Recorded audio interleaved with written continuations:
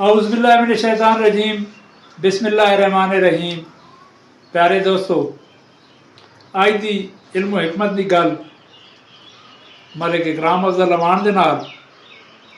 दोस्तों, अज की जिहड़ी गल है वो तुसां कई बारी सुनी, मुख्तलिफ तरीक़े नाल बयान की गई। गल यह आ कि मक्का फाते अमल है दुनिया।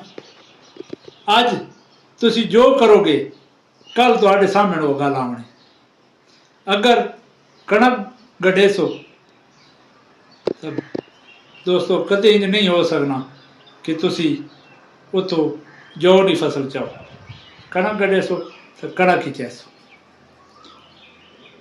गल सुनाने भाई, एक नौजवान की शादी हुई,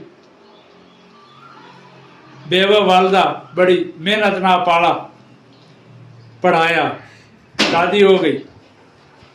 शादी तो बाद जेड़ी नवी दुल्हन आई उस आके भाई अस अम्मा ना कोई नहीं करना,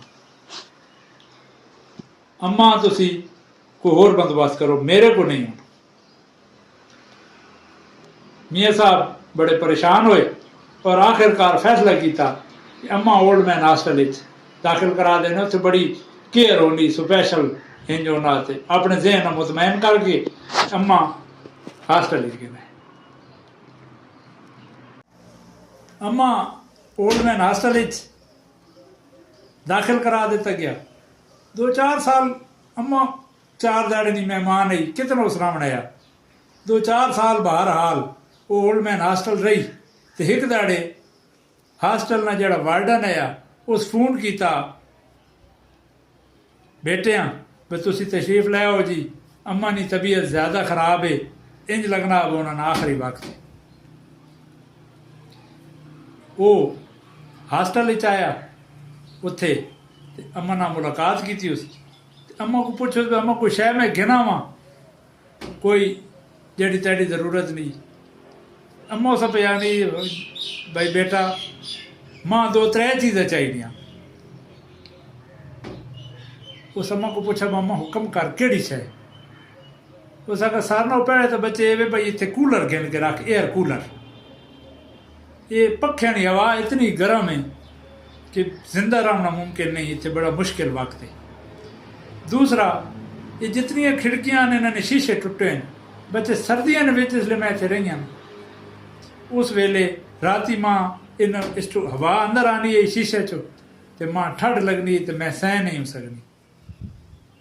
उस तो बाद मेरे बेटे बाहर इंज कर भाई एक या 2 दरख्त ला सैन जिन्होंने ठंडी छां ते दोपहरे ये जेडे बजुर्ग हैं इतों उत्थे माई के बावें, क्योंकि हुण वो कमरे ने अंदर महदूद हैं, बाहर नहीं निकल सकते। जिस वेले उस अम्मा ने जड़ियाँ आइयां ना जी गल्लां ते फरमाइशां, उस वेले थोड़ा जिहा ना हैरत दा होया।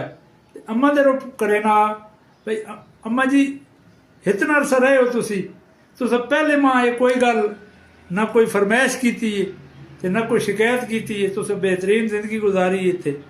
ते हुण जिहले आखिरी वक्त नेड़े आया उस वेले तुसीं मां डिमांडा पे करेंदे हो, मां कोई गल समझ नहीं आई।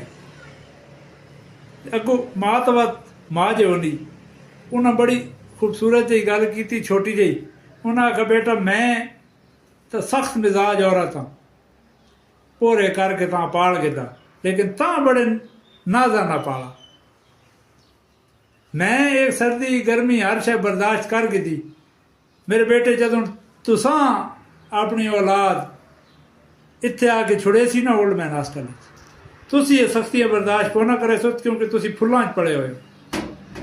इस वास्ते तुसी ये कर रखो ताकि तुसी जिसले आओ तो उस वेले इन ये गल न होवे और इन मसाइल न होवें, छां भी होवे ते बाकी सारे भी काम मुकम्मल होवें, ताकि तुसी इत्थे जेड़े दाड़े गुजारने सौखे गुजार सको। अज की गल इत्थे खत्म करसां दोस्तों, ते अल्लाह पाक तुसां सारियां वालदैन की खिदमत करने की तौफीक अता फरमाए। ते अज की गल इत्थे खत्म करसां। पाकिस्तान जिंदाबाद। अल्लाह हाफिज़।